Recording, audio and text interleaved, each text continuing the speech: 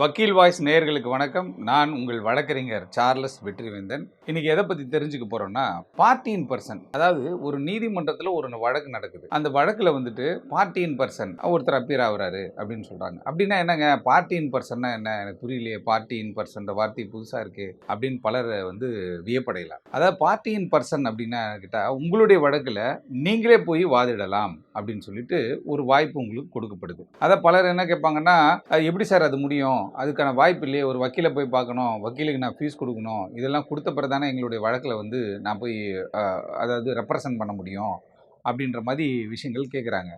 இதில் என்னன்னு கேட்டால், பார்ட்டி இன் பர்சன் அப்படின்னும் பொழுது இவங்க என்ன பண்ண, ஒரு வழக்கு, அந்த வழக்கில் நீங்கள் வக்கீலை வைக்கல, நீங்கள் என்ன பண்ணீங்கன்னா நீதிமன்றத்தில் அனுமதி வாங்கணும். அதாவது அட்வொகேட்ஸ் ஆக்ட் 32 தெளிவாக சொல்லுகிறது, வழக்கறிஞராக பதிவு செய்யப்படாதவரும் தன்னுடைய வழக்குக்காக அவர் அப்பியர் ஆகலாம் அப்படின்ற ஒரு விஷயம் இருக்குது. அப்போ நீங்கள் என்ன பண்ணணும்னு கேட்டால், நீதிமன்றத்தில் ஒரு ரிட் பெட்டிஷன் ஃபைல் பண்ணியிருக்கீங்க. ஒரு ரிட்டில் என்ன கேட்குறீங்கன்னா, ஒரு இடத்தை அளந்து தர சொல்லி நீங்கள் ஒரு மனு கொடுத்துருக்கீங்க. அந்த மனு மீது நடவடிக்கை எடுக்கப்படலை. அந்த மனு மீது திருப்பி நீங்கள் மேல்முறையீட்டுக்கு ஒரு மனு கொடுக்குறீங்க உயரதிகாரிகளுக்கு. உயரதிகாரிகளும் நடவடிக்கை எடுக்கலை. நடவடிக்கை எடுக்காத பட்சத்தில் நீங்கள் நீதிமன்றத்தை அணுகி இதுக்கு ஒரு ரெமெடி, இதுக்கு ஒரு தீர்வை தெரிந்து கொள்ளணும்னு ஆசைப்படுறீங்க. அப்படி ஆசைப்படும் பொழுது நீங்கள் என்ன பண்ணணும்னு கேட்டால், பொதுவாகவே நம்ம என்ன பண்ணுறோம் அப்படின்னு கேட்டிங்கன்னா, ஒரு வழக்கறிஞரை போய் சந்திக்கிறோம். சந்தித்து, ஐயா இது மாதிரி என்னோட வழக்கு, நான் ஒரு மனு கொடுத்துருந்தேன், அதாவது என்ன இடத்த சர்வே பண்ணி கொடுங்கன்னு சொல்லி கேட்டேன், சர்வே பண்ணல இது வரைக்கும். அது இல்லாமல் நான் முறையாக படி கட்டியிருக்கேன், படிங்கன்னா அந்த பணம் கட்டியிருக்கேன், அதுவும் இல்லாமல் நான் அதிகாரிகளை போய் பார்க்குறேன், எனக்கு ரெஸ்பான்ஸ் இல்லை. அதே போல் ஒரு என்க்ரோச்மெண்ட் இருக்குது. அதாவது ஒரு ஏரியை ஒட்டியோ இல்லை ஒரு பட்டா லேண்டை ஒட்டி ஒரு புறம்பு கடை வரும். பட்டா லேண்டில் வீடு கட்டுறவங்க என்ன பண்ணுவாங்கன்னா, அந்த புறம்பு கடை எக்ஸ்ட்ரா இருக்குன்னு சொல்லிட்டு அதுலேயும் வீடை கட்டிடுவாங்க. வீடை கட்டிட்ட பிறகு என்ன பண்ணால், திடீர்னு அது அரசு அதை கண்டுபிடிச்சி என்ன பண்ணுவோம், அந்த பட்டா லேண்டில் கட்டியிருக்க கட்டிடத்தை விட்டுட்டு இப்போ புறம்போக்கு இடத்தை இடிக்க போகிறேன் அப்படின்ற மாதிரி வருவாங்க. நிறைய குழப்பங்கள் நம்ம பார்க்குறோம். அப்போ பணம் கொடுத்தான் அப்படின்றதுக்காக அந்த பட்டா லேண்டு பக்கத்தில் புறம்போக்கு இடத்துல இன்னும் 4-5 பேர் கட்டியிருப்பான். அவன் காசு கொடுத்தான்றதுக்காக அவன் வீடை இடிக்காமலோ, காசு கொடுக்காம கஷ்டப்படுவார் ஒருத்தர், அவர் வீட்டை நான் இடிக்க போகிறேன் அப்படின்னு சொல்லிட்டு வருவாங்க, வந்திருக்காங்க நிறைய வழக்கில். அதுமாதிரி நம்ம பார்க்குறோம். அப்படி பார்க்கின்ற பொழுது நம்ம என்ன பண்ணலாம் அப்படின்னு கேட்டால், உடனே ரிட் பெட்டிஷன் ஃபைல் பண்ணுவோம். ஹைகோர்ட்டில் ரிட் பெட்டிஷன் ஃபைல் பண்ணி அதுக்கு ஒரு தடை வேணும் அப்படின்னு சொல்லி நம்ம போவோம்.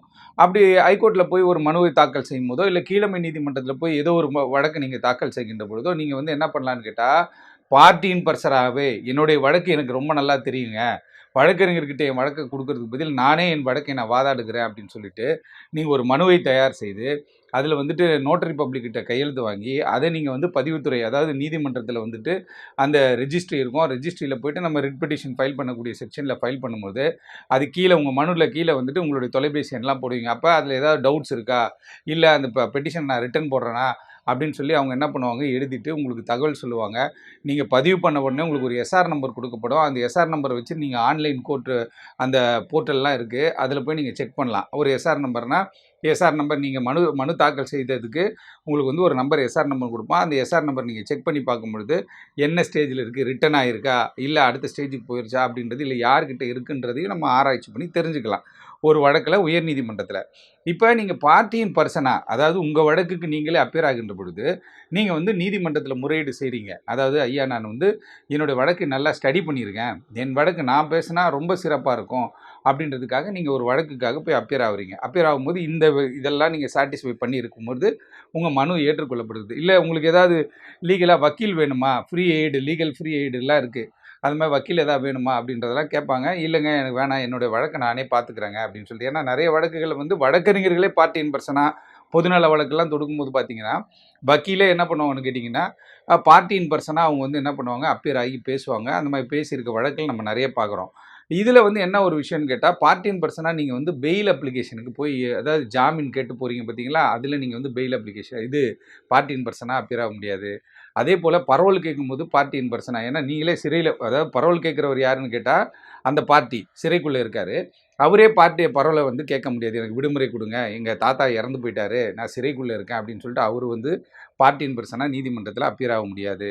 அதுக்கப்புறம் ஏபிஎஸ் கார்பஸ் என்று சொல்லக்கூடிய ஆட்கொணர்வு மனு இருக்கு இல்லையா, அந்த ஆட்கொணர்வு மனு அப்படின்றது என்னன்னு கேட்டால், இல்லீகல் டிடென்ஷனாக ஒருத்தர் சிறைக்குள்ளே போயிட்டார், உடனே இப்போ நம்ம என்ன பண்ணணும்னு கேட்டிங்கன்னா, அவங்க மனைவியோ இல்லை அவங்க அப்பாவோ இல்லை யாரோ ஒருத்தர் என்ன பண்ணணும் கேட்டால், என் மகனை ரொம்ப நாளாக காணா, கேட்டால் போலீஸ் பிடிச்சிட்டாங்கன்னு சொல்கிறாங்க, அது வந்து இல்லீகல் டிடென்ஷன் அப்படின்னும் போது நீங்கள் ஹெச்சிபி ஃபைல் பண்ணுவீங்க. ரிட்டில் போயிட்டு ரிட் பெட்டிஷனாக ஏபிஎஸ் கார்பஸ் மனு ஆட்கொணர்வு மனு தாக்கல் செய்றீங்க. அப்படி ஆட்கொணர்வு மனு தாக்கல் செய்யும்போது மனைவியோ பெற்றோரோ ரத்த உறவுகள் இருக்கவங்க தான் ஆட்கொணர்வு மனு தாக்கல் செய்ய முடியும்.